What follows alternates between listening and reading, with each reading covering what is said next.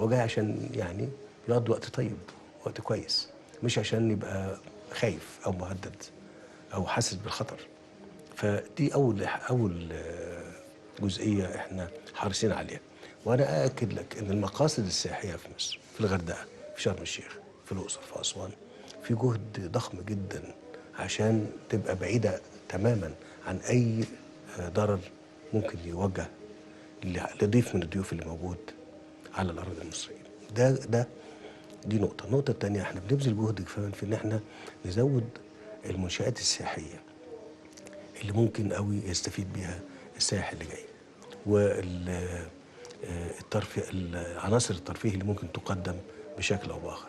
حاجة كمان بارزة قوي ان احنا بنتكلم مع المسؤولين هنا الروس، بنقول لهم احنا مستعدين ان احنا نفكر مع بعض في ان العملة اللي ممكن تطلع في ظل الظروف الحالية مش لازم، يعني ممكن قوي ان احنا نتفاهم بان ممكن تبقى العملة المصرية مع الروبل، حاجة زي كده، بحيث ان احنا نحل المسألة بعيدا عن المشاكل الخاصة بالدولار يعني.